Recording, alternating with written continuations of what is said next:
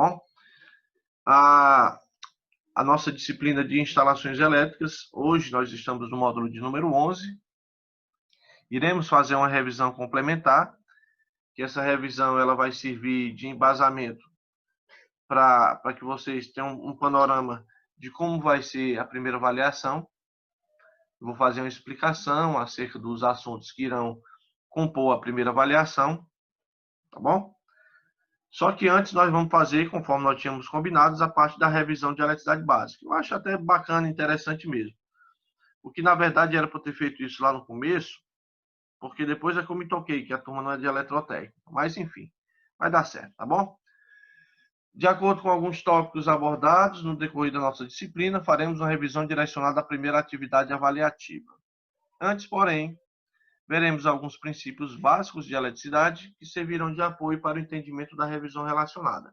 Então, eu já abordei alguns tópicos como fator de potência, como potência elétrica em corrente alternada. Então, assim, eu vou fazer uma abordagem acerca de algumas grandezas elétricas que eu acho que é interessante, tá bom?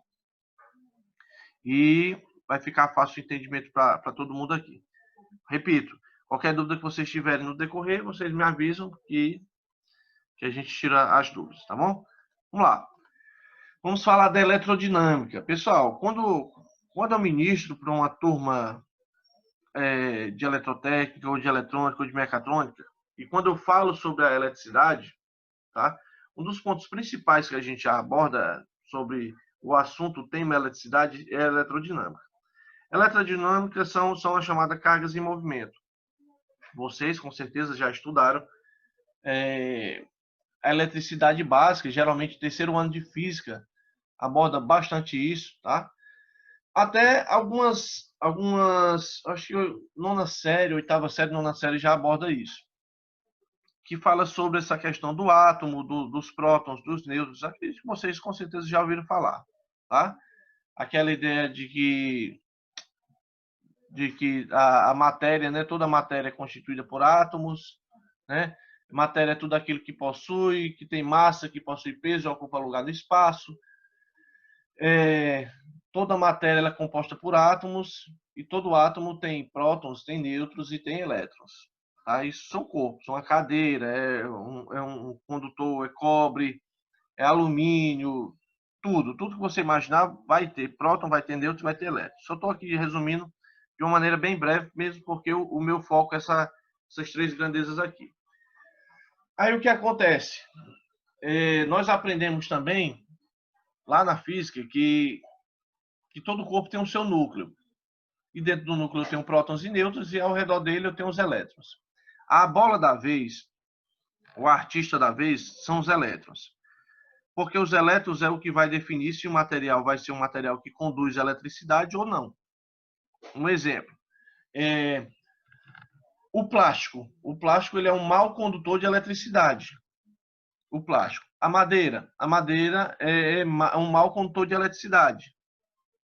Já o cobre, que é utilizado em instalações elétricas, o cobre ele é um condutor de eletricidade. Então ele é um condutor. Ele não pode ser um condutor 100%, assim como o plástico ele pode não ser o isolante 100%. Mas nós damos como características isolantes e esse do cobre que eu acabei de falar de condutor. Nós temos o alumínio, que é condutor, nós temos o ferro, que é condutor, nós já temos uns tipos de materiais que nem é condutor 100%, nem é isolante, como no caso do silício, utilizado na eletrônica, o germânio, utilizado na eletrônica. Então, são materiais, são tipos de materiais, certo? Aí, o que acontece? Os elétrons que estão ao redor desse núcleo, tá?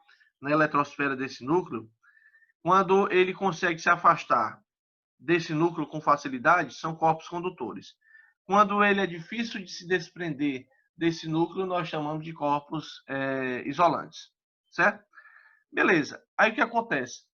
Os elétrons nada mais são do que a própria corrente elétrica. Então, o que eu devo abordar com vocês? Essas três grandezas, especificando um pouco acerca de cada, mesmo porque vocês vão precisar desse conceito. Vou falar da corrente, tá? A corrente ela está intimamente ligada aos elétrons, tá bom? Eu vou ter a tensão elétrica. Aí só uma observação. Corrente elétrica, tem muita gente, eu não sei se aqui alguém ouviu falar, tem muita gente que chama amperagem. Mas, na verdade, a amperagem é um termo incorreto. Um apelido que inventaram. Ah, qual é a amperagem aqui do circuito? Na verdade, qual é a corrente elétrica do circuito? Assim como eles têm mania de falar amperagem, eles têm mania de falar também voltagem.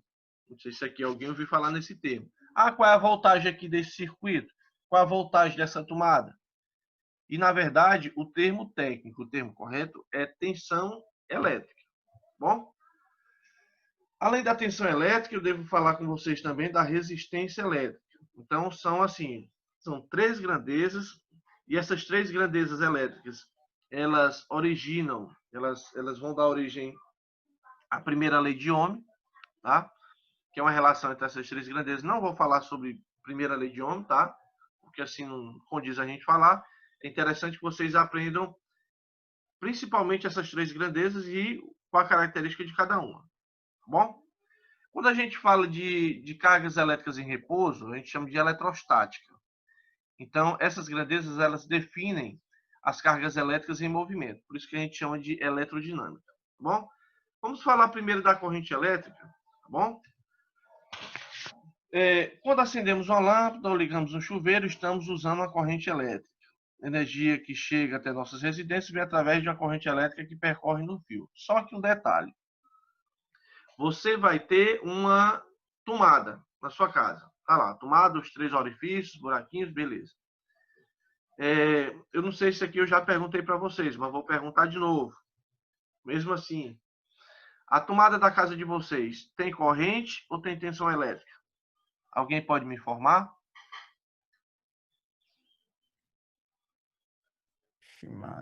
Pode chutar. Não. Corrente elétrica. Oi? Tem tensão. Tem tensão. Aí, com a diferença de potencial, é que vira corrente. Pronto. Vamos lá. Vamos levar em consideração que todos acertaram alguma coisa, tá bom? A tomada que eu encontro lá na minha residência, na buraquinho, essa tomada, ela só tem tensão.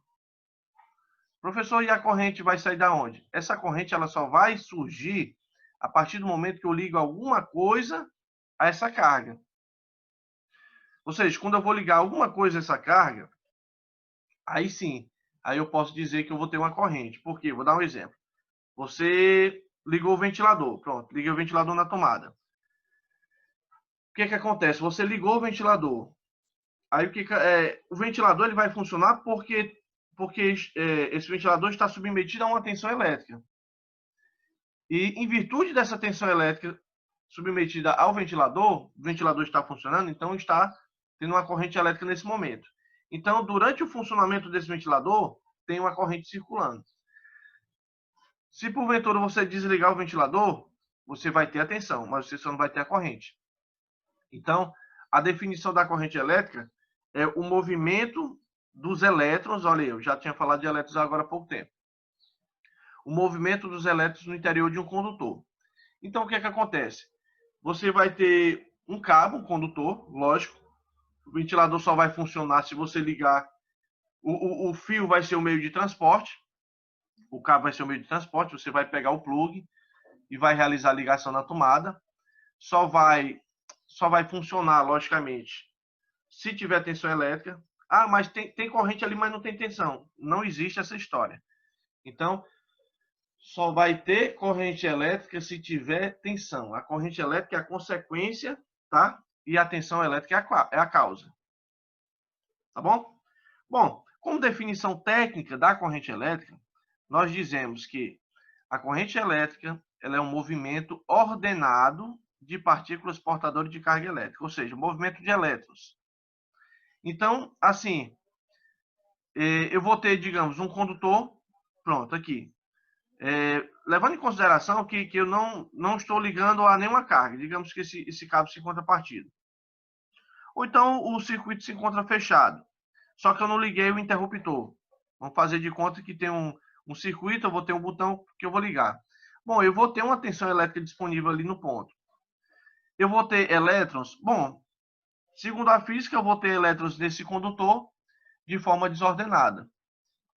Uma vez que você ligou essa carga, que no caso é uma lâmpada, que eu estou citando como exemplo, eu vou ter agora um movimento ordenado dos elétrons. Então, os elétrons irão ser direcionados a um caminho único.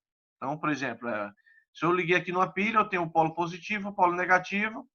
Então, eu tenho um caminho percorrido aqui, ó, negativo, positivo, negativo, positivo. Isso, para esse tipo de circuito, que nós chamamos de corrente contínua ou tensão contínua.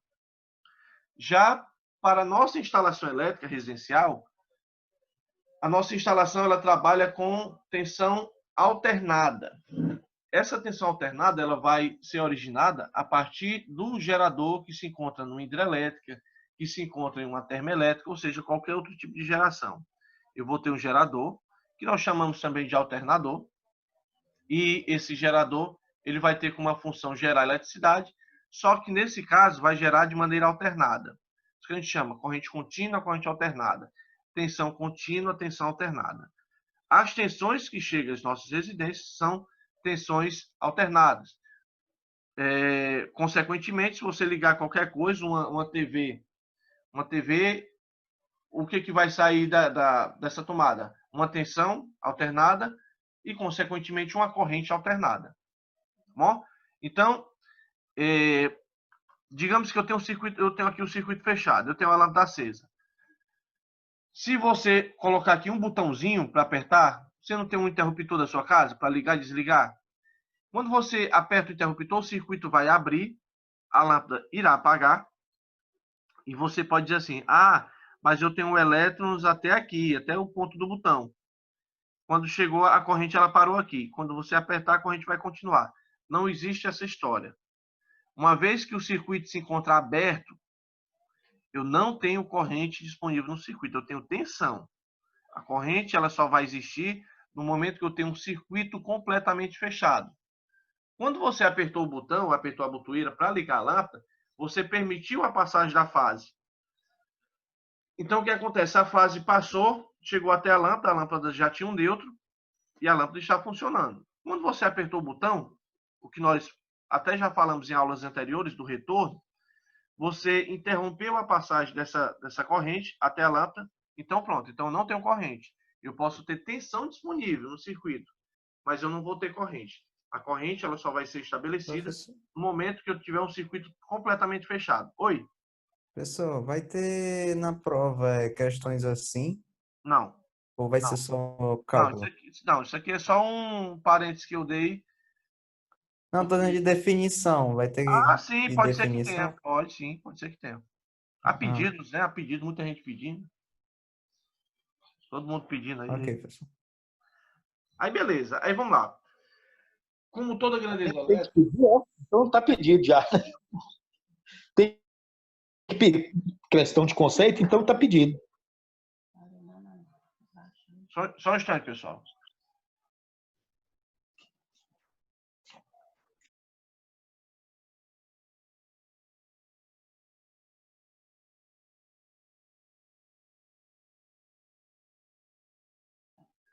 Certo, pessoal? Então deve cair alguma definição, alguma coisa assim, mas o que deve cair não vai fugir nada do que eu passei no decorrer dessas aulas.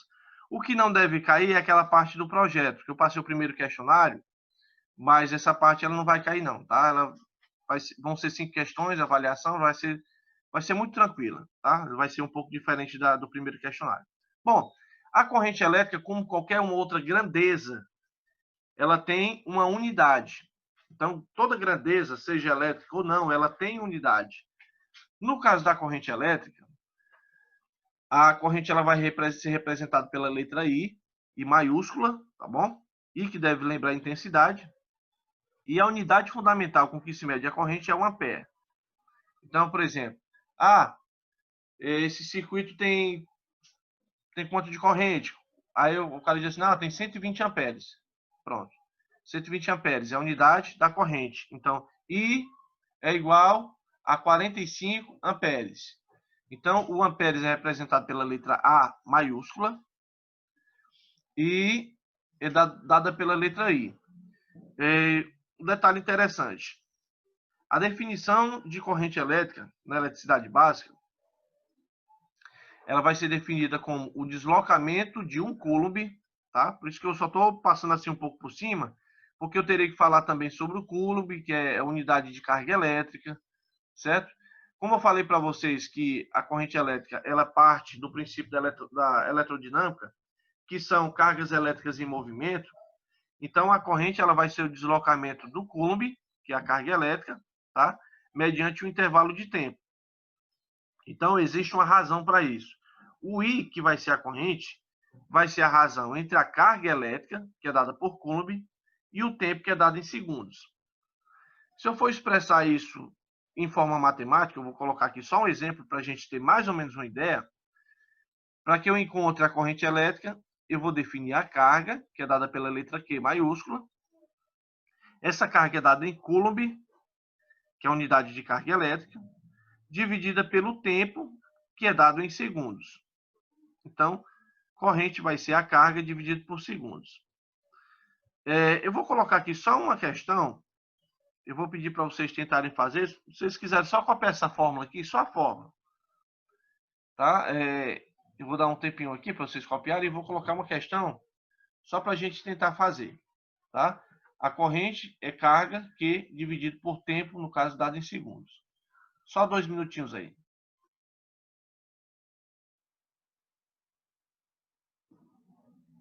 Tem mais alguém copiando?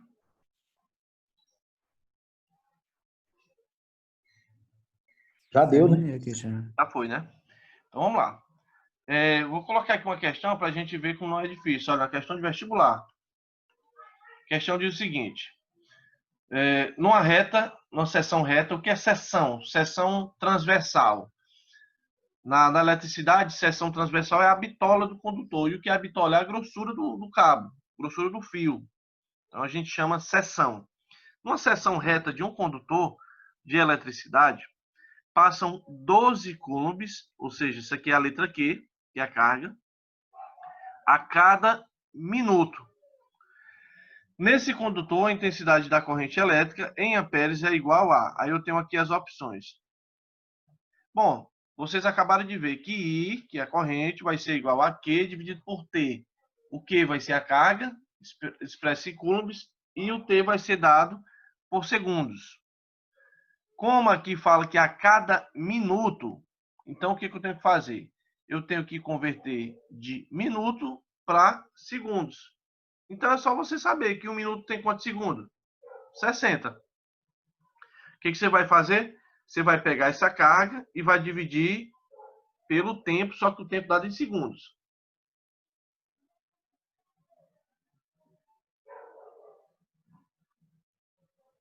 Fazendo o cálculo, a gente vai obter quanto? 0,2. 0,2. Pronto. Não Ou precisa nem copiar, 0,20 não menos precisa nem coisa. copiar essa questão. Só para vocês copiar lá a fórmula, para a gente ver como é que funciona a coisa. Então, eu tenho aqui, olha, a carga elétrica, que é dada em coulomb, 12 coulomb, e aqui a cada minuto. Bom, um minuto eu tenho 60 segundos. Fazendo esse procedimento, eu já tenho uma fórmula aqui. Eu vou só substituir, lógico, eu não vou colocar minuto aqui, eu tenho que colocar segundos, 60 segundos, e com o resultado eu tenho 0,2 amperes. Então, essa é a corrente elétrica mediante aquele circuito. Bom, 0,2. Uma vez que eu falei da corrente, é muito importante que eu fale da tensão elétrica, porque se não houver tensão elétrica, não vai ter corrente no circuito. Então, só vai existir corrente no circuito, só vai ter esse movimento dos elétrons se eu tiver alguma força para fazer com que eu empurre de um ponto a outro, certo? Então, por exemplo, se eu vou fazer a ligação de um circuito, vai ter que ter uma força que vai fazer uma diferença a gente chama de diferença de potencial entre um ponto e outro, e essa diferença de potencial que nós chamamos de tensão. O que vai fazer com que eu consiga empurrar esses elétrons de um ponto a outro vai ser a tensão. Então, conforme eu falei, se não houver tensão elétrica no circuito, não vai haver corrente. Mas eu posso ter tensão elétrica sem ter corrente, tá bom?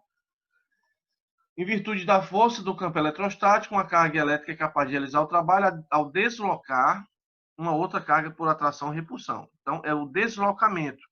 Então, a capacidade de uma carga realizar trabalho é chamada de potencial.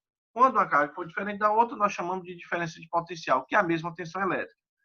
Então, por exemplo, eu tenho a representação aqui de uma pilha, eu tenho aqui duas lâmpadas, estão ligadas em série. Por que estão ligadas em série? Porque se você olhar, só tem um caminho para a corrente elétrica passar. Eu apertei o botãozinho aqui, então eu liberei passagem aqui, olha, do condutor para cá. Eu vou ter o quê? Polo positivo chegando nesse ponto e polo negativo chegando nesse ponto. Dessa maneira, eu tenho as lâmpadas que se encontram acesas. Porque eu tenho uma tensão definida aqui, olha, da pilha. E a tensão é que está fazendo a diferença de potencial de um ponto a outro. Então, aqui é o valor da tensão e a corrente vai existir, lógico, porque o circuito se encontra fechado.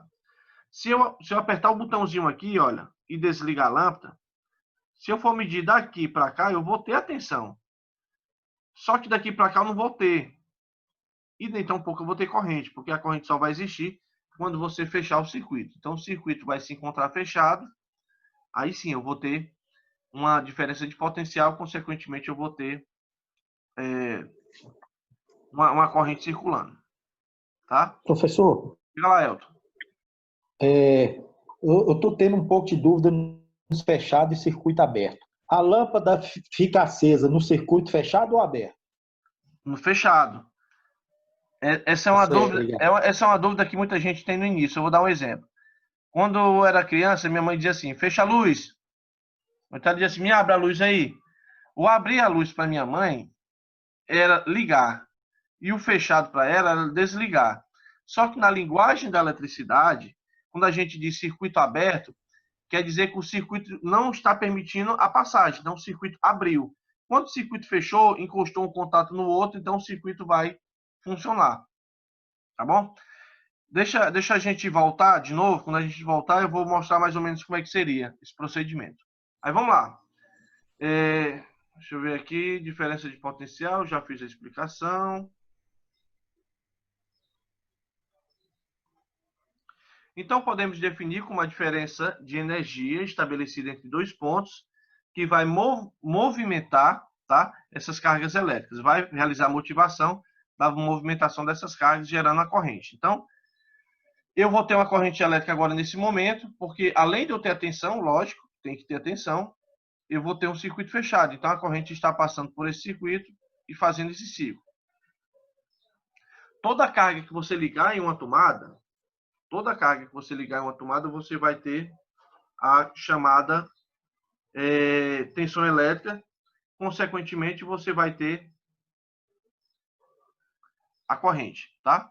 Deixa eu ver se eu consigo puxar a imagem aqui da tomada. Só um instante. Daqui a pouco vocês me lembram. Senão eu vou ter que parar aqui. Eu vou abrir o zoom aqui pelo celular e vou direcionar para a tomada. Eu vou mostrar para vocês para a gente ver a diferença de um ponto e de outro, tá? Bom, como toda grandeza, existe o chamado Sistema Internacional de Unidades. Nesse Sistema Internacional de Unidades, nós falamos que a corrente elétrica é dada pela letra I e a unidade dessa corrente elétrica é pela letra A maiúscula, que é o ampere. Já no caso da tensão, a tensão ela tem unidade, que o nome dessa unidade é volt, tá? Em homenagem ao Alessandro Volta, que foi o cara idealizador dessa descoberta, tá bom? Não da eletricidade, que a eletricidade sempre existiu, mas da tensão elétrica entre si. Então, a tensão elétrica ela vai ser definida como a energia dada a um circuito dividido pela carga. A carga é dada em Coulomb e a energia ela é dada em Joule. Tá? O Joule ela lembra um pouco temperatura. Então, por exemplo, o efeito Joule é um efeito que decorre de uma temperatura, um cabo que se encontra esquentando. Um cabo está esquentando, então nós falamos que está ocorrendo naquele momento o efeito Joule. Outra coisa, a tensão ela pode ser dada pela letra V e a unidade é o volt, letra V também, mas nós podemos também dizer que a tensão elétrica vai ser dada pela letra U, maiúscula, a unidade sempre vai ser a mesma, volt, tá bom? Eu posso encontrar três bases. Tensão elétrica pode ser dada pela letra V, pode ser dada pela letra U maiúscula e pode, em alguns livros, eu encontro letra E maiúscula. Só que a mais comum da gente encontrar é a letra U, tá? Porque a letra V vai confundir com o V do volt. Então vai ficar V é igual a 100 volts, mas também não está errado não, tá bom? Uma vez que eu falei da tensão, uma outra grandeza bastante importante é a resistência elétrica.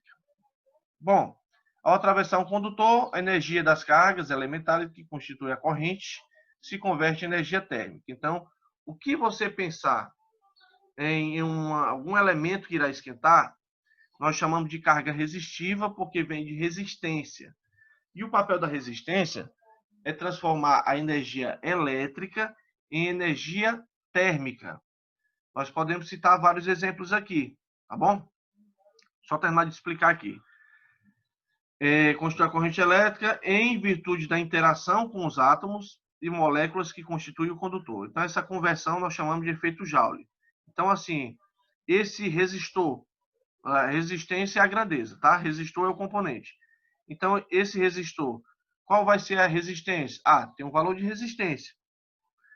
A resistência ela vai ser dada pela letra R maiúscula e a unidade vai ser a letra ômega, que parece aquela ferradurazinha, aquela letra ômega, que nós chamamos de ohm, tá? O-H-M, ohm. Então, por exemplo, qual o valor daquela resistência? R vai ser R é igual a 100 ohms. 100, aí tem a letra ômega, que vai representar a unidade dessa resistência elétrica, tá bom? Então, eu posso representar, através de uma simbologia, que o resistor vai ser todo elemento de circuito, cuja sua função vai ser transformar a energia elétrica em uma energia térmica. Pela simbologia, eu posso representar através desse formato cilíndrico, mas eu posso também representá-lo através dessa parte aqui, olha, desse sobe e desce aqui. Essa parte aqui ela pode ser definida em simbologias, diagramas, e eu posso encontrar também nesse formato, tá? Tanto faz de um jeito ou de outro, você vai encontrar essa simbologia.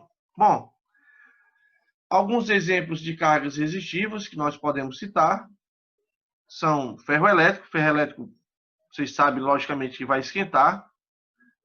Eu vou ter uma resistência interna. É a resistência que vai fazer o efeito Joule, que vai fazer com que esquente, eu consiga passar minhas roupas. Eu vou ter a torneira elétrica, que a torneira elétrica vai ter como função de fornecer água quente, porque eu tenho um sistema de resistência também, que a água vai entrar em contato com essa resistência e vai fazer com que a água desça quente. Processo muito parecido é o chuveiro elétrico. O chuveiro elétrico também tem esse papel de ter em formato aqui de espiral. Eu vou ter aqui uma resistência, a água vai passar por esse resistor de espiral e vai descer água quente. Lâmpada incandescente seria outro exemplo. Churrasqueira, chapinha. Então, assim, esses componentes que esquentam, por exemplo, a lâmpada incandescente, esse filamento é um filamento de tungstênio. O filamento de tungstênio ele tem uma facilidade assim imensa de suportar alta temperatura. Então, é 2.000 graus Celsius brincando, uma lâmpada incandescente. Então, ela não se funde com essa temperatura. O que acontece? Esses elementos que eu citei aqui são chamados de cargas resistivas.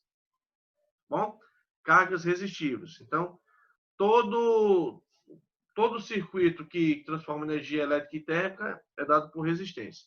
Qual é a função do resistor em um circuito elétrico?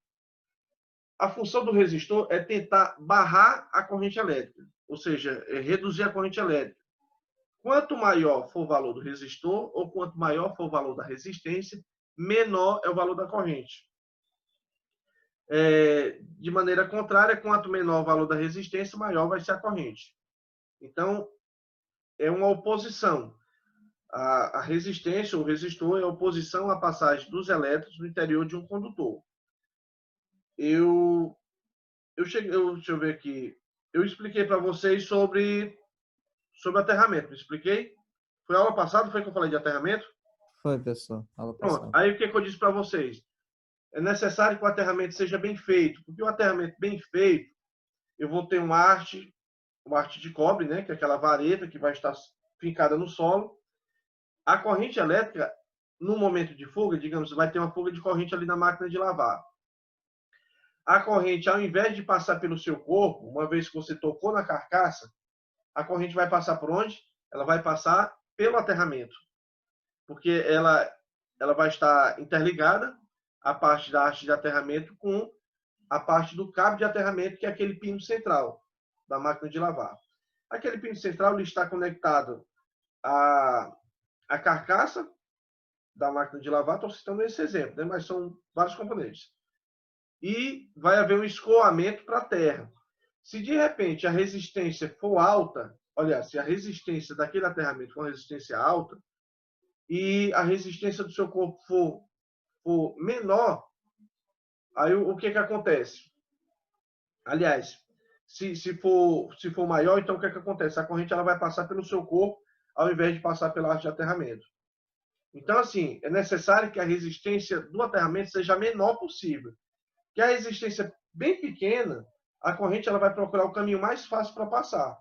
E no caso, ela vai passar onde? No aterramento, ao invés de passar pelo seu corpo. Se esse aterramento tem um valor de resistência muito alta, então a resistência do seu corpo vai ser menor, a corrente vai passar por onde? Pelo seu corpo. Ela vai preferir passar pelo caminho que é mais fácil. É por essas e outras que, no sistema de aterramento, a gente tem que tomar muito cuidado, ter muita cautela com relação a colocar de aterramento e fazer com que o valor da resistência seja o menor possível. Certo? Bom, falando aqui sobre a grandeza, a resistência ela vai ser dada pela letra R, tá bom? Não tem aqui não, mas é dada pela letra R. E a unidade de resistência elétrica, de acordo com o sistema internacional, esse sistema, pessoal, ele existe para deixar tudo padrão, tudo unificado. Então, para o sistema internacional, a corrente é dada em ampere. No sistema internacional, a tensão é dada em volt.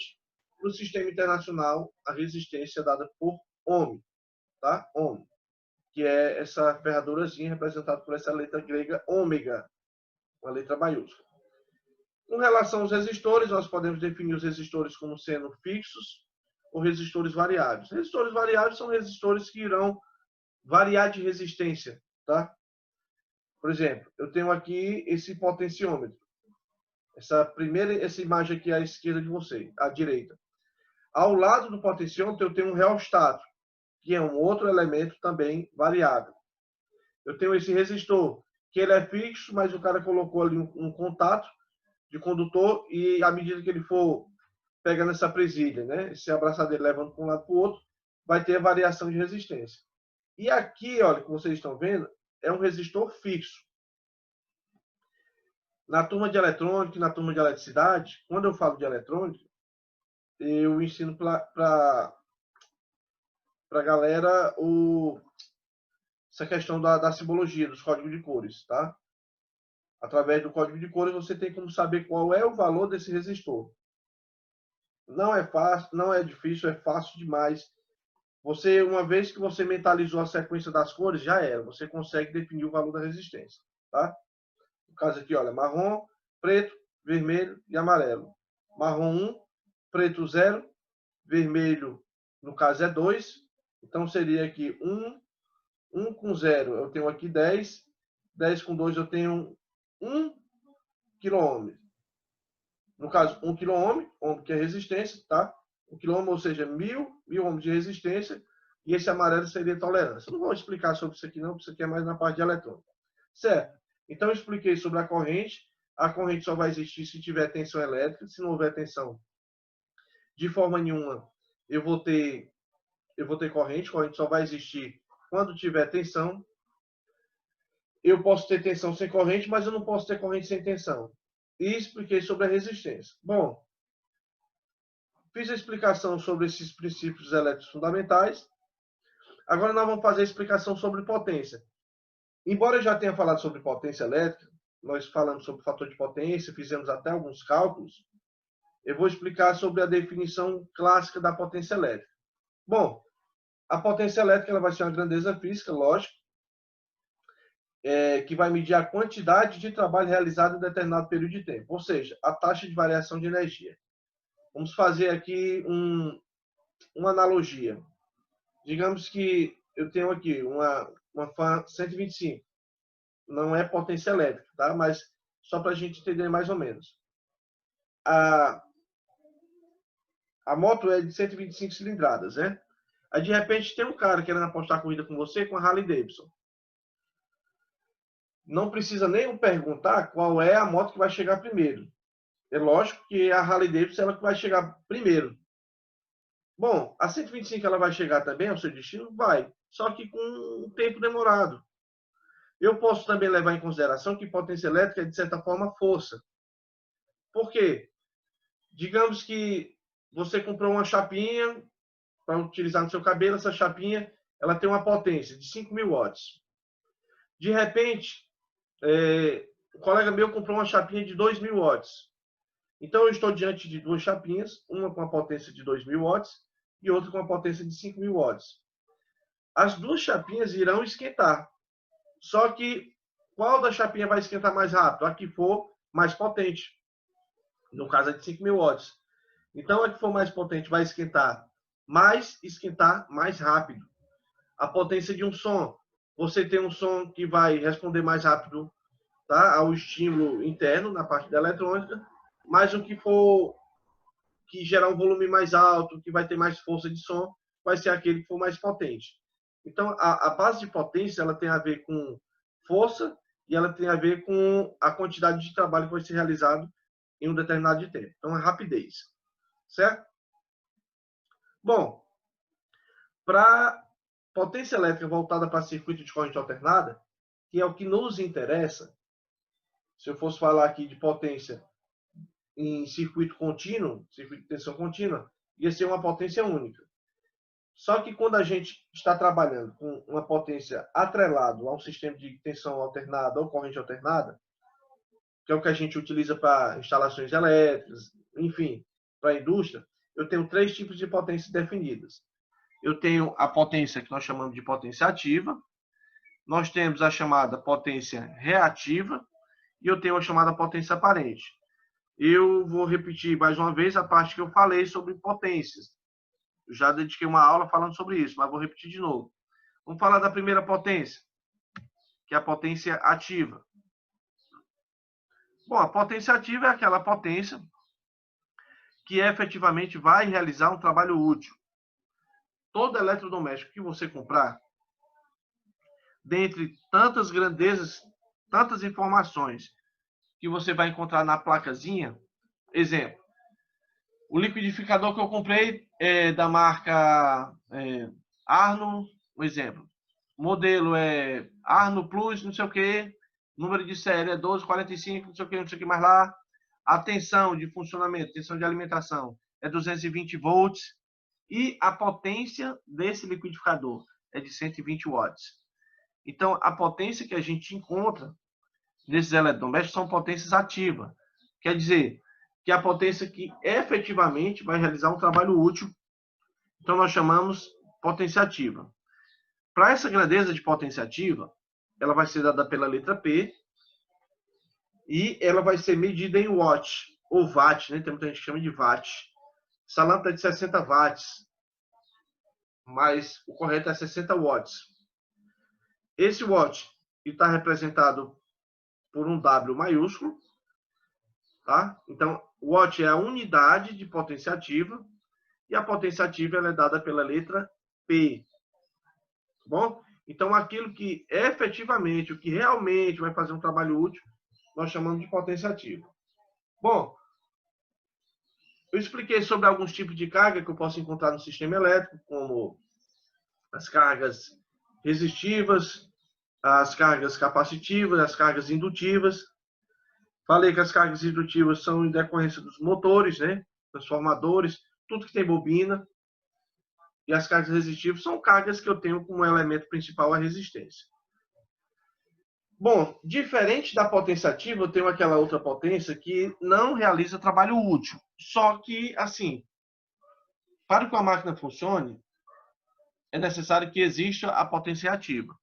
Então, a potência ativa ela é utilizada apenas para criar e para manter os campos eletromagnéticos das cargas indutivas. Indutiva lembra indução, Se lembra a indução, lembra bobinas, tá bom? Então, o que você imaginar que tem bobinas são as cargas indutivas. Bom, a potência reativa ela vai ser dada pela letra Q e ela é medida em volt ampere reativo, ou seja, VAR. Potência ativa dada pela letra P, unidade watt. Potência reativa dada pela letra Q, unidade volt ampere reativo. Então, ao funcionamento de uma máquina, vai ajudar a criar e manter o campo eletromagnético. Então, é aquele caso. O que eu tenho que observar e ter cuidado é com relação a não deixar extrapolar a quantidade de potência reativa. Então, eu tenho que deixar num valor menor possível. Porque a potência reativa só serve para isso. E se você tem um circuito com a potência reativa muito elevada, você vai gerar um desperdício de energia elétrica. Por quê? Porque eu tinha falado para vocês que as cargas indutivas, ela tem um atraso da corrente em relação à tensão, e isso é problema. Vai gerar um aquecimento no seu circuito e assim por diante. Certo? Falei da potência ativa, falei da potência reativa. A potência aparente, que é a potência total do circuito, tá? Então, vocês lembram que nós fizemos o levantamento das cargas. Fizemos o levantamento primeiramente da iluminação. Então, a primeira coisa que eu fiz foi o levantamento da iluminação. E o que a norma diz? Que até os 6 primeiros metros quadrados, então, 6 metros quadrados, até 6 metros quadrados, eu tenho uma potência de 100 volt-ampere. Então, é a potência da iluminação.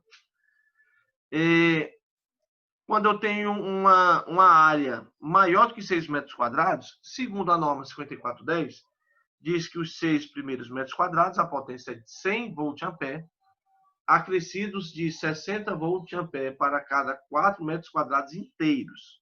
Então, veja que a potência que a norma trata são dados por potência aparente.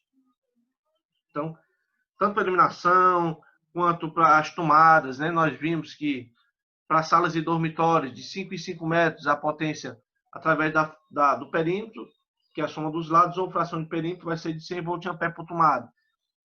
Então, as potências que nós encontramos são potências dadas pela potência aparente. Certo? Tranquilo, pessoal? Alguém tem alguma dúvida com relação ao que foi passado até o presente momento? Até agora está tranquilo. Certo, pessoal? Então, assim, não é complicado. É você saber que numa tomada eu vou ter uma tensão elétrica, pelo menos é para existir uma tensão. Uma vez que eu tenho uma tensão elétrica, eu vou ter a corrente a partir do momento que eu ligar alguma coisa. Se não tiver nenhuma carga, de forma nenhuma eu consigo fazer esse prodígio de ter corrente sem ter tensão. Então, eu tenho que ter esse procedimento para fazer com que funcione. A potência voltada para um circuito alternado, ele vai funcionar exatamente dessa forma. Tá? Eu vou ter a potência ativa, eu vou ter a potência reativa e vou ter a potência aparente. Certo? Pessoal, acho que deu certo. Espera aí. Só um instante aqui, ver se eu consigo... Qual é a letra que representa a ativa mesmo, hein? Ativa é dada pela letra P. AP mesmo. Tá? Eu queria ver se eu conseguia jogar aqui uma imagem aqui para te mostrar. Mostrar para vocês. Só um instante. Pronto. Vou ver aqui se eu viro aqui. Pronto. Eu não sei se vai dar para mostrar. Acho que deixa eu puxar a tela aqui. Vou desligar aqui, pronto. Eu liguei aqui do meu celular. Pronto. Vocês estão conseguindo ver a tomada aqui? Tô vendo só a foto do senhor. Não, não tô vendo. Não. Procura aí, ó. Eu tô colocando aqui, ó. Procura por Guto Silva. Nos contatos aí, Guto Silva. Tem uma tela aí, ó. Ah, tô vendo agora, o Guto Silva. Pronto, isso aqui é o meu celular, que eu tô apontando para a tomada. Eu pergunto para Oi. vocês, nessa tomada, eu tenho tensão ou tenho corrente? Tensão. Pronto, eu tenho tensão, certo? Pelo menos é para ter. Eu vou ter disponível aqui uma tensão de 220 volts. A nossa região ela tem uma tensão de fase neutro 220. Entre as extremidades. Então, entre as extremidades aqui, olha. Entre o primeiro orifício e o segundo orifício. Isso eu não estou contando o central, não. Estou falando só das extremidades. Aqui, eu pergunto para vocês, eu tenho tensão ou tenho corrente? Tá tendo corrente elétrica. Pronto, Tá eu ligado o tenho duas equipamento. tomadas. Bom, na de cima aqui eu tenho tensão. Nessa outra aqui, no qual eu tenho um aparelho ligado, eu tenho tensão e tenho corrente. Eu não tenho como ter só corrente. É necessário que exista tensão, porque a tensão elétrica é que vai fazer, que vai impulsionar esses elétrons. É a tensão que vai fazer a força, a diferença de potencial. Se não houver tensão elétrica, não tem corrente. Não tem como ter corrente sem ter tensão, mas eu tenho como ter tensão elétrica sim, sem ter a corrente. A corrente ela só vai existir no momento. Bom, ela só vai existir no momento que tiver algo ligado a ela. Tá bom? Voltando lá, pronto. Deu certo, né? Porque eu tive que puxar aqui, eu acho que é melhor. Foi mais rápido. Deixa eu ver aqui. Pronto. Só deixar aqui no ponto, só um instante. Então vamos nós. Agora vamos fazer a nossa revisão, tá? A nossa revisão acerca do assunto que vai abordar a nossa primeira avaliação. Nós explicamos sobre essa questão de fator de potência. Falei das 3 potências, né? Potência ativa, reativa, aparente. Como é que eu calculo o fator de potência? Que o fator de potência vai ser a razão da potência ativa pela potência aparente. Na matemática, quando a gente fala a razão significa divisão. Então, você vai dividir a potência ativa, que é dada pela letra P, pela potência aparente, que é dada pela letra S. Certo? Bom, nós fizemos um exemplo, inclusive, na aula de fator de potência, muito parecido aqui. Eu só fiz algumas modificações, mas o critério é o mesmo. Não vai fugir nada do que eu vou passar para vocês. Então, uma das questões da prova vai ser exatamente igual. Eu só vou trocar os valores. Nessa questão diz o seguinte: uma fábrica de biscoitos se encontra pagando um faturamento de excedente reativo depois de ter sido instalado uma linha de maquinários em seu setor. Foi solicitada a presença de um técnico para solucionar o problema. A potência instalada dessa fábrica ela é de 620 kW. Então, é a fábrica, 620 kW, potência ativa. Watt, W, potência ativa. O fator de potência que se encontra agora nessa fábrica é de 0,86. Então, é um valor muito baixo. Tá? E, segundo a Agência Nacional de Energia Elétrica, o fator de potência tem que ser igual ou maior do que 0,92. A questão diz o seguinte: qual é o valor do banco capacitivo, ou seja, qual vai ser o valor do reativo do banco de capacitores a ser utilizado se o fator de potência for corrigido para 0,92. Então, como é que vai ser esse critério? Eu tenho o fator de potência atual, 0,86, eu tenho o fator de potência desejado, de 0,92, e eu tenho a potência instalada de 620 kW. Só com essas 3 informações, eu consigo definir qual vai ser o valor do banco de capacitores. Eu vou dar um tempinho, vou querer que vocês copiem, porque nós vamos direcionar, a partir de agora, a revisão da nossa primeira avaliação, tá bom? Dá um tempinho, 5 minutos, vocês copiam, aí eu vou fazer junto com vocês.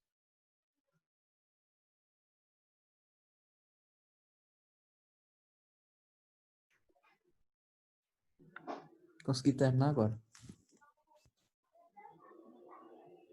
Então, posso prosseguir, né?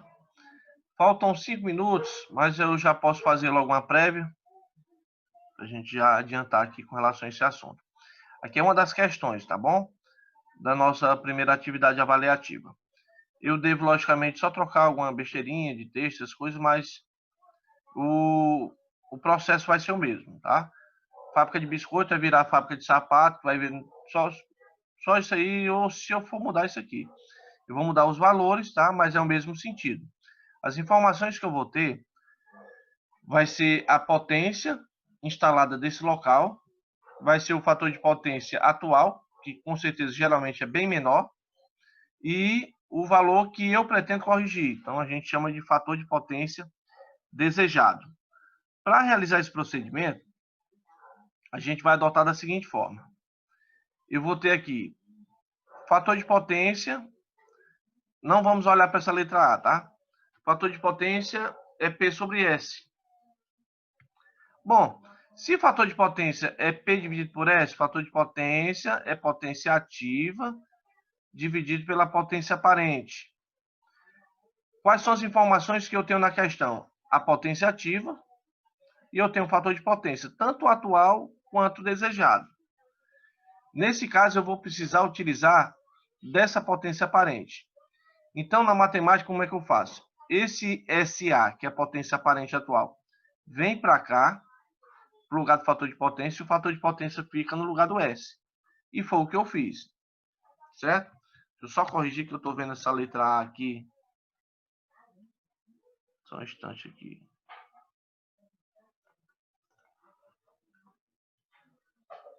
E a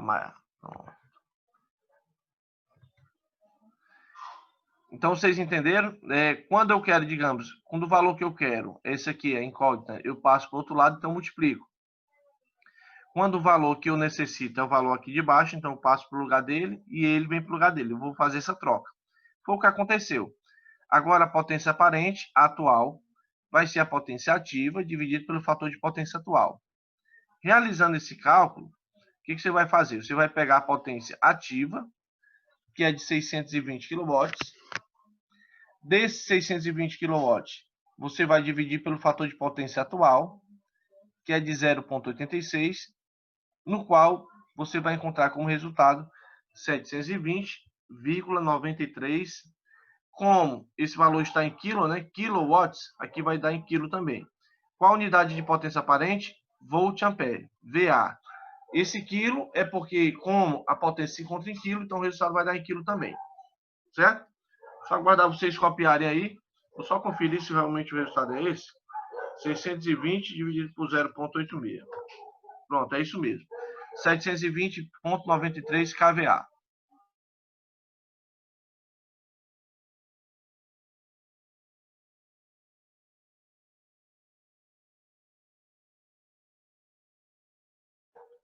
Lembrando que não precisa vocês colocar fator de potência, P sobre S, não. Você pode pegar só essa parte aqui, olha. Que aqui eu mostrei inicialmente, depois como é que eu substituí. Você pode fazer somente daqui. SA, potência aparente atual, vai ser P, potência ativa, dividido pelo fator de potência atual. Bom, uma vez que eu encontrei a potência aparente atual, SA, potência aparente atual, o próximo procedimento é encontrar o reativo. Por quê? Porque a potência que eu vou utilizar para corrigir esse fator de potência, esse problema que está ocorrendo na fábrica, para que eu consiga definir a quantidade de capacitores e a relação de sua potência, eu tenho que pegar o reativo que se encontra nesse momento, que é o reativo atual, e vou subtrair pelo reativo desejado. Então, por exemplo, o reativo hoje se encontra com qual valor? Esse valor aqui. E depois que eu corrigir o fator de potência reativo, vai ficar com qual valor? Esse. Pronto. Você vai fazer a diferença dos dois para encontrar. Só que para que eu encontre o reativo, que é dado pela letra Q, eu tenho que ter duas informações. Tanto a potência aparente quanto a potência ativa. A potência ativa, a questão já me entregou. Potência ativa. Eu só não tinha potência aparente. Uma vez que eu encontrei esse valor, eu vou, agora sim, encontrar o reativo atual, que vai ser a raiz da potência aparente ao quadrado menos o P ao quadrado, que é a potência ativa. Potência aparente eu acabei de encontrar. E a potência ativa é o que a questão já me entregou. Então, olha, 720,93, professor, 720,93 foi da onde? Foi daqui, olha. Potência aparente atual. E a potência ativa é a potência que a questão já entregou. Vou aguardar vocês copiarem e eu quero que vocês façam um cálculo, porque eu quero ver se vocês sabem fazer esse procedimento na calculadora. Tá bom? Eu quero que vocês calculem e me informem quanto foi que deu esse resultado. Deu P de potência, né? Potência ativa. Não entendi. Como é que é? O P ali é de potência ativa, né? Isso, é da potência ativa. E é um valor que não vai mudar. Esse 620 eu vou usar para as duas situações. E aqui foi o valor que nós acabamos de encontrar. Eu tinha visto ele minúsculo, eu tinha pensado que era o resistividade material, mas deixa pra lá. Na verdade, a fórmula é Q, que é igual a raiz de S ao quadrado menos P ao quadrado. Eu só coloquei a letra A para que a gente consiga diferenciar do atual para o desejado. Eu fiquei com a dúvida lá atrás, no cálculo anterior, professor. Tem problema não, eu volto. Só a gente concluir aqui, eu volto. Tá. Professor, eu encontrei 383.679,07. Eita, vou ver se eu puxo a calculadora. Tá? Vou puxar a calculadora para a tela. Pra gente fazer. Só. Coloquei com parênteses, né? E sem parênteses deu o mesmo resultado. Que é a raiz, eu botei entre parênteses 720,93 ao quadrado, menos, aí a parênteses de novo, 620. Aí fiz assim, fiz sem parênteses os dois. Ó, depois vamos fazer aqui. Na calculadora eu faço assim, ó. Eu tenho opções, tá? Raiz. Aí vou abrir o parêntese. 720. Ponto. Aqui tem vírgula, mas a calculadora interpreta como ponto. 720,93 ao quadrado. Eu posso colocar o quadrado através desse botão, ou aqui é o del de delete, tá bom? Se você quiser deletar algum valor. Pronto. Ou você pode fazer assim, pega esse chapeuzinho que representa o elevado, você vai elevar a segunda potência. Tanto faz. Certo? Como já tem um x ao quadrado, então você pode fazer assim. Então, x ao quadrado aqui. 720,93 ao quadrado menos os 620, isso ao quadrado, e depois você fecha o parênteses. Vou ter como resultado 367,88. Certo? Outra maneira que eu tenho como fazer, eu posso fazer assim, eu posso fazer esse cálculo de 720,93, vou elevar ao quadrado, menos 620, ao quadrado, pronto. Esse valor, quanto é que vai dar? 135.740,0649. Eu fiz só essa operação de baixo. No final, eu vou ter que tirar a raiz desse valor, desse resultado. Então, você aperta a raiz, aperta igual de novo. Então, eu tenho esse valor de resultado. Certo? É porque eu tinha botado a raiz fora, eu tinha colocado dois parênteses, na verdade, ao invés de um. Tinha colocado o 720 um parênteses e o 621. Eu já ia perguntar se tu tinha feito isso mesmo. Porque às vezes a pessoa se engana quando vai fazer esse procedimento de coloca o parênteses aqui e fecha, coloca o parênteses aqui e fecha.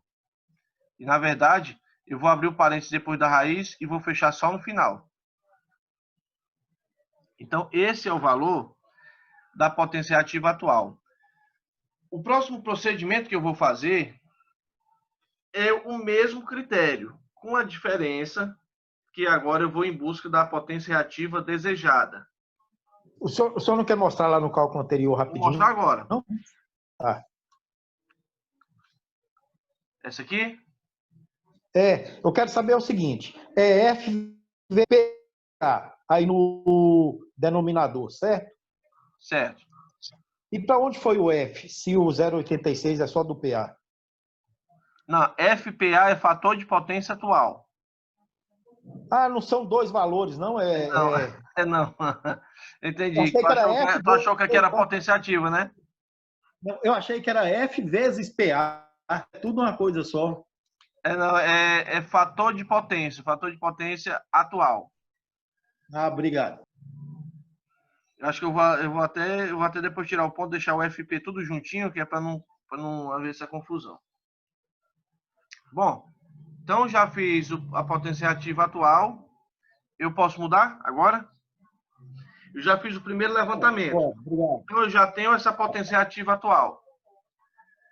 Próximo passo, eu vou fazer a mesma coisa, com a diferença que eu vou agora colocar um fator de potência que eu desejo que seja. Então, o técnico chegou até a instalação e disse assim, não, vamos fazer o seguinte, vamos elevar esse valor do fator de potência, que como está baixo, 0,86, vamos botar para 0,92. Mas digamos que o técnico tenha dito assim, não, eu quero colocar 0,94. Então, isso vai ficar a critério do técnico. Para ele fazer o procedimento é a mesma coisa. Olha. Se o fator de potência é P sobre S, então o S vem para cá, o fator de potência vem para baixo. Só que agora, esse D é de desejado. Então, a potência aparente desejada vai ser a potência ativa, P, dividido pelo fator de potência desejado. Jogando isso em valores, eu já tenho aqui no ponto, olha, 620, que a potência ativa não muda, e o fator de potência desejado de 0,92. Eu quero que vocês copiem e analisem que essa potência ela é menor do que a potência aparente atual. Lógico, né? Se eu aumentei o fator de potência, então 620 dividido por 0,92, eu tenho 673,91 kVA, kVA. Com essa informação, agora sim, com essa informação, eu vou partir para o cálculo da potência reativa desejado, no qual eu vou precisar de duas informações. Essa agora que acabei de encontrar, que é a potência aparente desejada, e a próxima, que é a potência ativa. Que não existe potência ativa desejada, nem potência ativa atual. Potência ativa é a potência da instalação. Então, não muda. Esse primeiro que é tirado, que é o banco capacitivo, ele foi da atual, né? Aquele primeiro foi.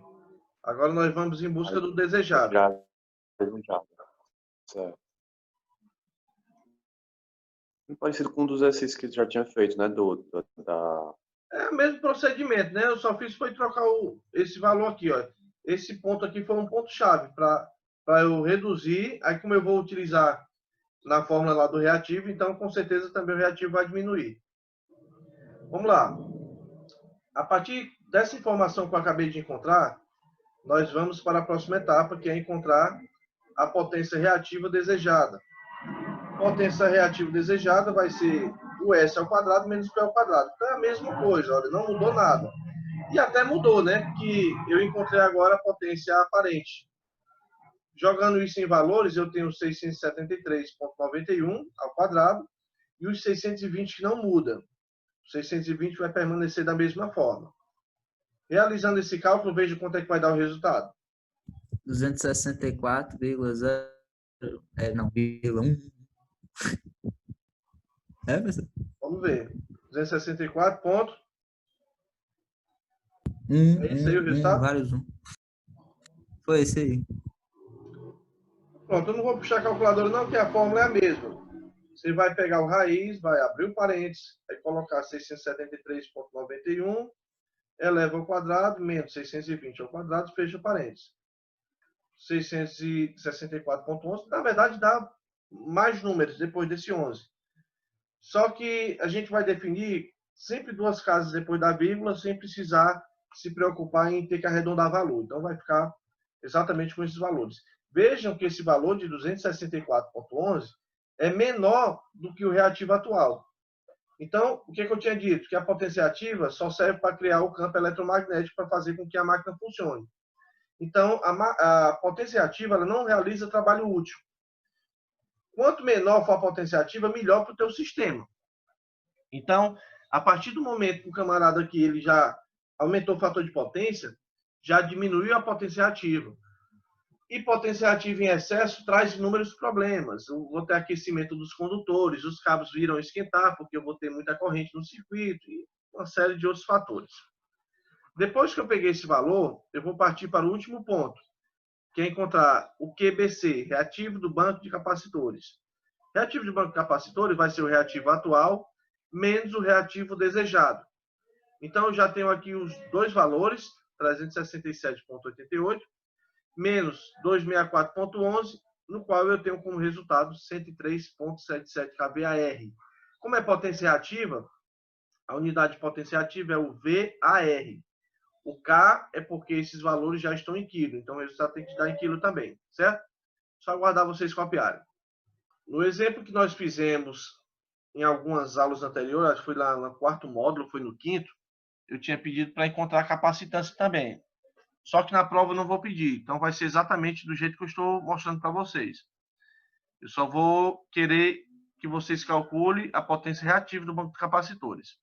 Ninguém vai precisar fazer cálculo da capacitância, não. Então, esse aí já é uma questão da nossa avaliação. Eu vou mostrar mais duas questões e o restante vai ser só conceitual, tá bom? Posso mudar? Aqui tá. Então, vamos lá. Calma aí, Próxima só. questão. QBC. Peraí, PA, só um segundo, deixa eu copiar, peraí.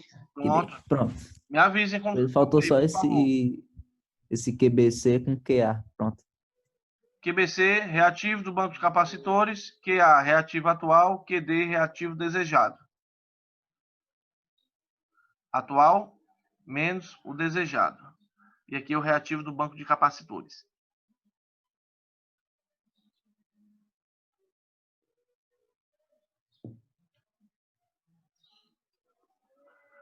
Esse valor nunca poderá ser negativo. Só mais né, um professor? segundo. Não. Sempre positivo, tá? Ok, pessoal.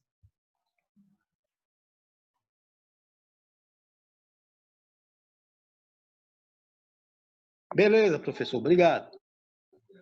Show, beleza. Então, olha, a próxima questão ela vai ser muito parecida com esse aqui, só que eu não vou calcular fator de potência. A gente só vai trabalhar com a fórmula. Então, a próxima questão.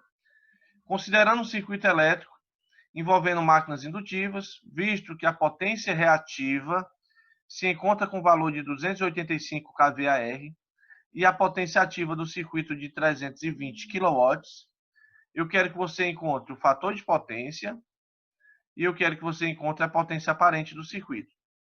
Então, aqui é o FP, fator de potência, e aqui a potência aparente é S. Quais são as informações que eu tenho aqui? P, potência ativa P, igual a 320 kW, Q, potência ativa igual a 285 kVAR. Só aguardar vocês copiarem essa parte aqui vai ser bem mais rápido, tá bom? É só para a gente fazer realmente o manuseio das equações.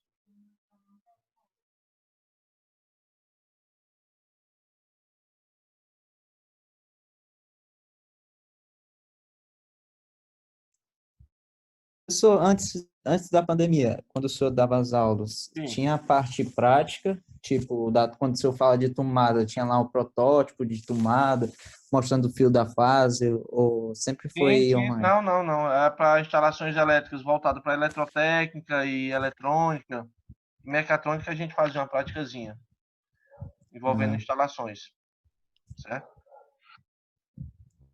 Entendi. Agora sim, a maioria das disciplinas que eu estou ministrando hoje para o sistema de AD são 100% teóricas. Por exemplo, a geração, transmissão e distribuição de energia é uma disciplina que eu ministro para eletrotécnica. Então, essa disciplina ela é teórica, não tem prática para ela, não.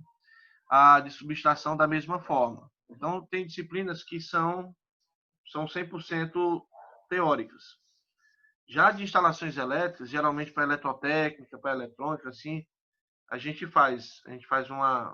reserva uma aulazinha para fazer prática, uma ou duas, depende muito do curso, né? Se o curso é eletrotécnico, se é eletrônica, a gente faz. Assim, antes que eu esqueça, eu fui semana passada lá na escola, eu fui na quinta, eu fui na sexta. Eu devi essa semana de novo, que eles estão vendo lá a definição com relação ao retorno às atividades escolares. A questão da data, né? Quando é que vai ser e como é que vai ser feita a organização, porque eu não vou colocar todos os alunos numa sala de aula, então vai ser dividido, né? Questão da segurança, né? Questão da máscara, do álcool em gel, os cuidados que toda instituição tem que tomar. com relação a isso. Aí eu vou procurar me atentar e procurar saber de alguma informação, vou passar para vocês essa semana. Simples assim. Eu já tenho uma potência ativa dada pela letra P, potência ativa P igual a 320 kW. Potência ativa Q, valor de 285 kVAR. Eu tenho que encontrar fator de potência e potência aparente. Bom, o fator de potência é P sobre S. Eu já tenho P, mas eu não tenho S. Eu tenho Q. Então, a primeira coisa que eu tenho que fazer é calcular a potência aparente, porque a potência aparente, S é igual a raiz de P ao quadrado mais Q ao quadrado. Jogando isso na questão, exatamente essa fórmula é a que eu vou utilizar. Potência ativa P ao quadrado mais a potência reativa Q ao quadrado. O critério de cálculo, de como você vai fazer na calculadora, é a mesma coisa, tá? 320 raiz, né, de 320 ao quadrado, mais 285 ao quadrado. Você tem como o resultado, vou deixar já no ponto para vocês, 428,51. Por favor, é interessante que vocês calculem, tá bom? E confiram o valor, para ver se o valor realmente está batendo aqui com o resultado do meu. Embora eu faça aqui, é bom que vocês façam também para praticar.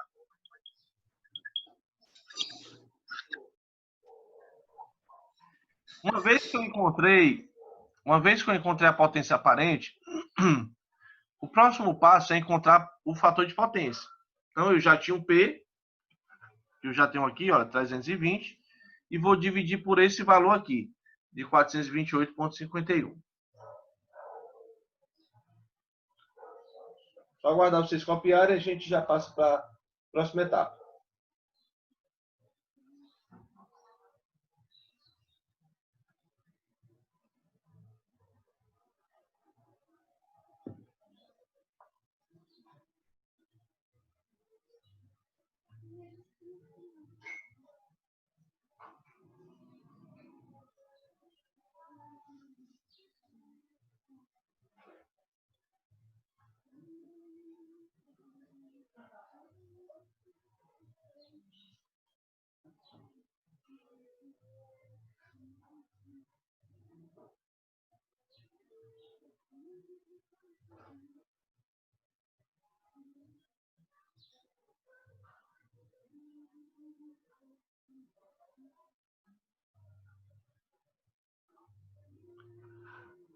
Posso mudar a tela?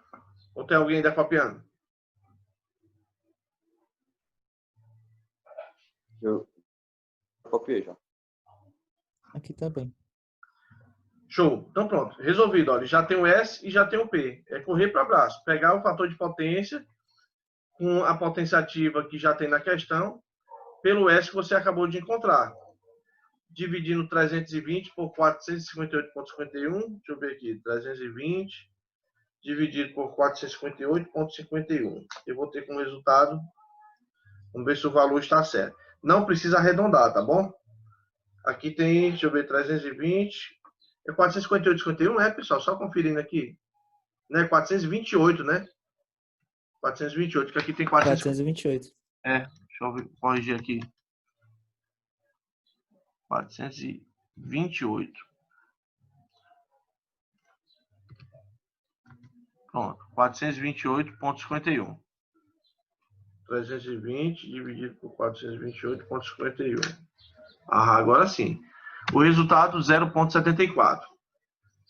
Depois do 4, tem um 6, depois tem um 7. Se fosse arredondar, seria 0,75. Só que a gente não precisa se preocupar, não. Vamos colocar sempre nessa regra 2 casas depois da vírgula e está entendido, está resolvido.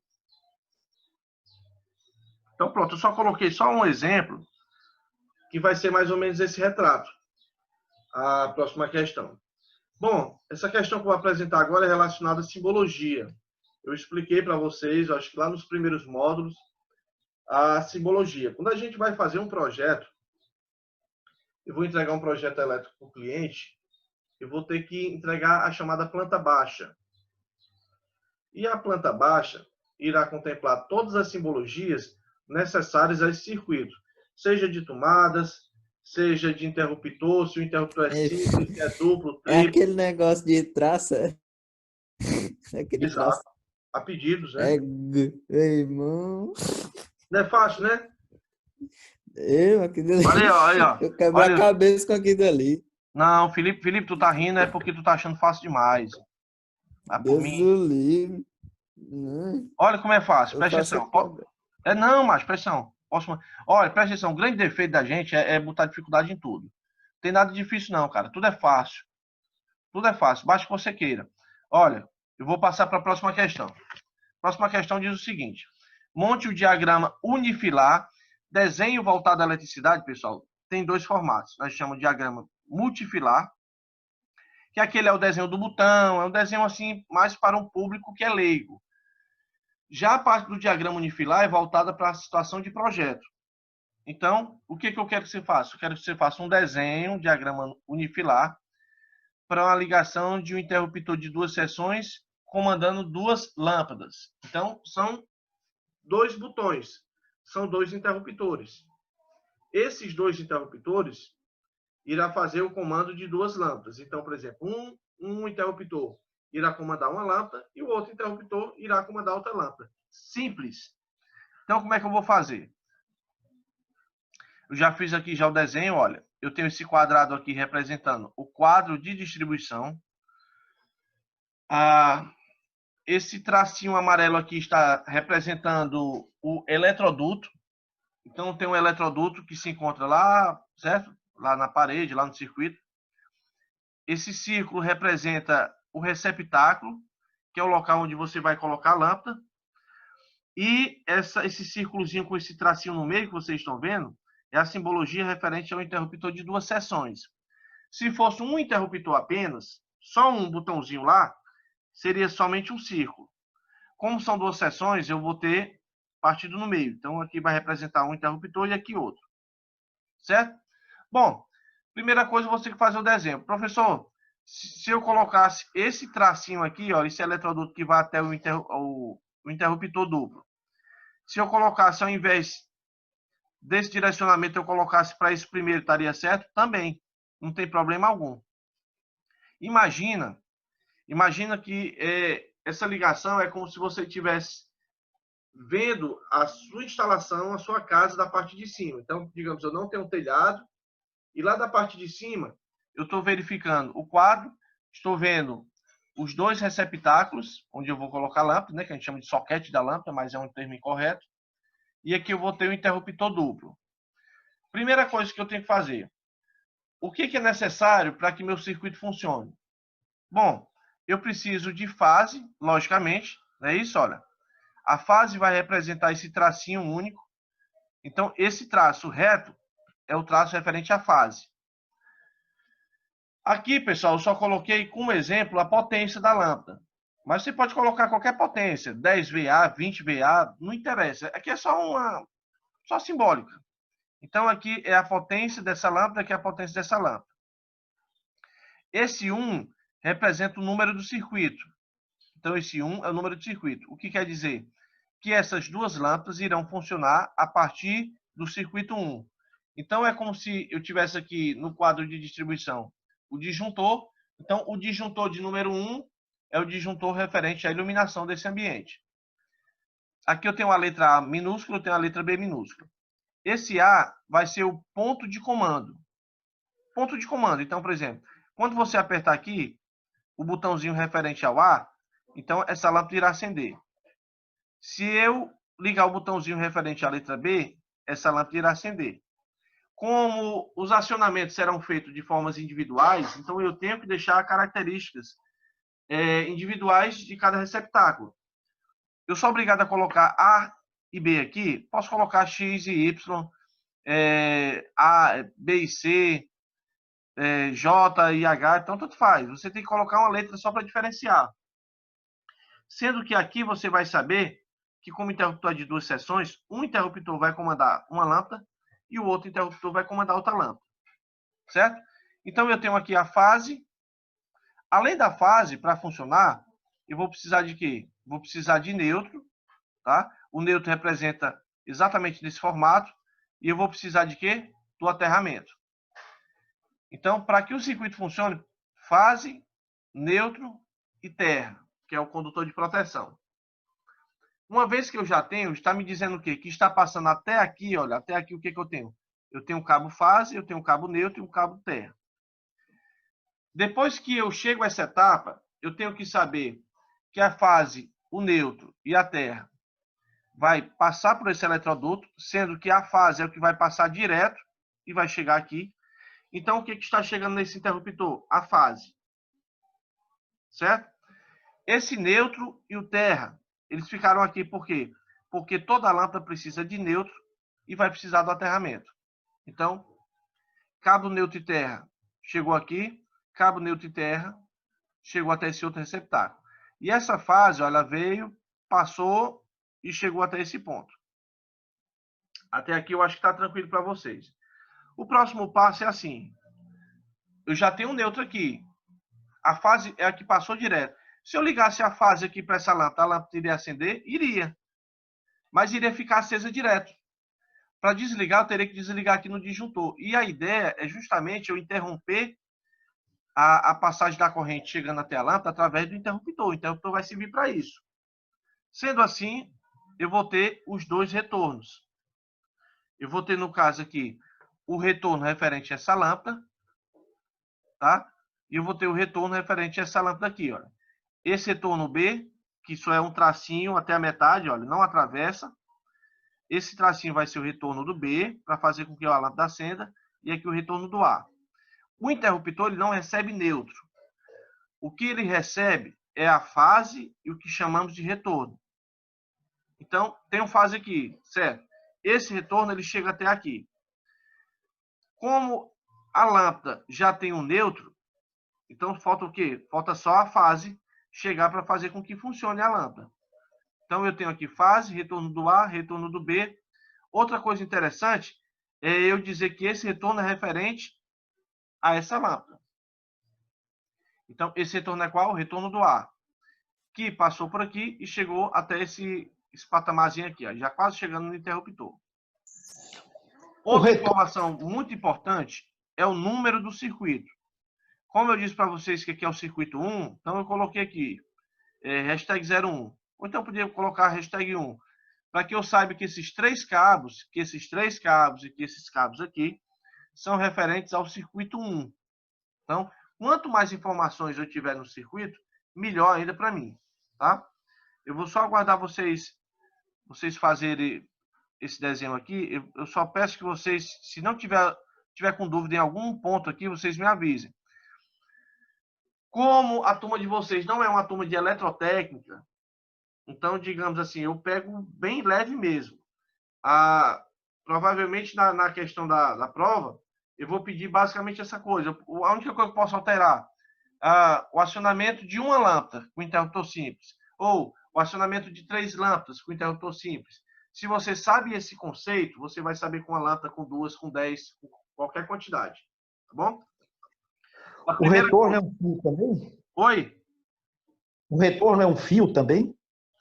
O retorno é um cabo. Então, eu tenho 3 cabos chegando aqui, olha. Um, que é a fase, que chegou aqui, e eu vou ter 2 cabos, que um é o cabo que veio daqui, dessa lâmpada, e esse outro cabo é o cabo que chegou daqui, ó. Obrigado. Se não tivesse o retorno, então a lâmpada iria acender direto. A ideia do retorno é justamente interromper a passagem da corrente chegando até essa lâmpada. Independentemente do interruptor ele ser duplo, simples, vai ter que ter retorno, né, professor? Sim, vai ter que ter retorno, sim. Agora, sim, deixa eu só tirar outra dúvida. Digamos que eu diga assim, eu queria acender todas as 2 lâmpadas ao mesmo tempo. Eu quero todos ao mesmo tempo. Aí, o que eu iria fazer?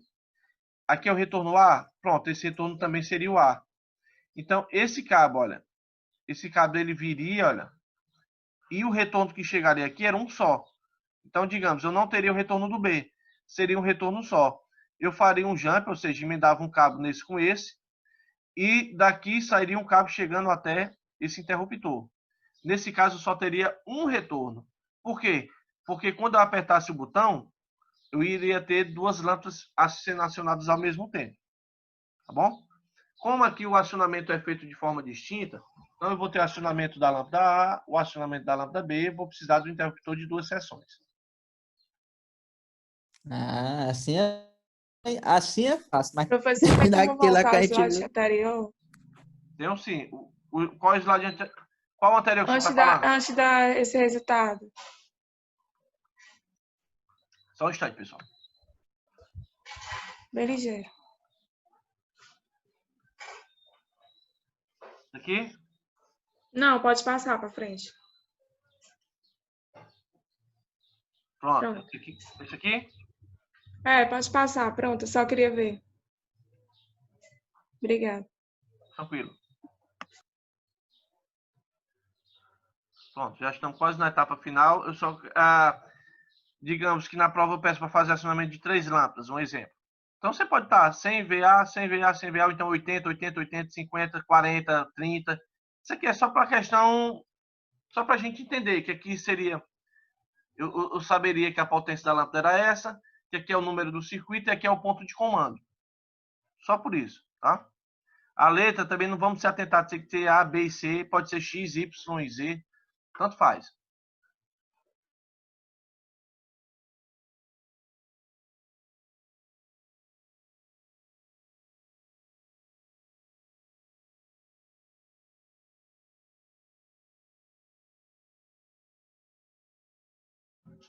Outra coisa, eu não vou exigir um desenho muito bem feito e bem projetado, não, tá?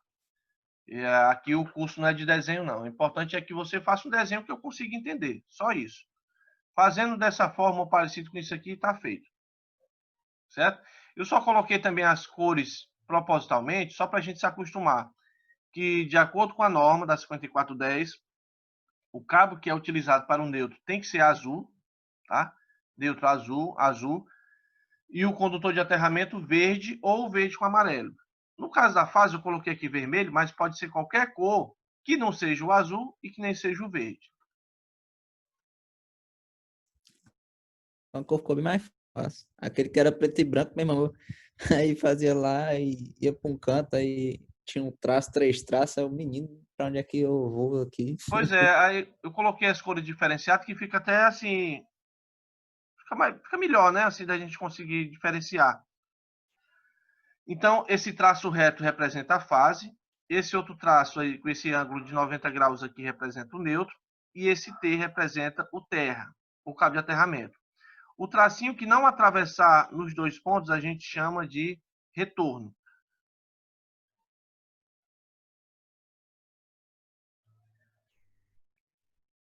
Posso mudar, pessoal? Que já deu certo. Pronto, então, assim, o mais interessante é que vocês realmente tenham entendido como é que funciona essa parte da simbologia, tá? Qualquer coisa, tem um módulo lá, eu não sei se foi o módulo 3 ou foi o módulo 4, que foi referente a essa parte de simbologia, certo? Então, já que todos copiaram, encerramos aqui o nosso módulo de número 11. Esse módulo, ele aborda a parte da revisão complementar da primeira avaliação, mas nós fizemos uma abordagem acerca de eletricidade básica, só para a gente ter mais ou menos uma ideia por cima de como funciona a nossa energia elétrica, né? Com base em tensão e com base em corrente.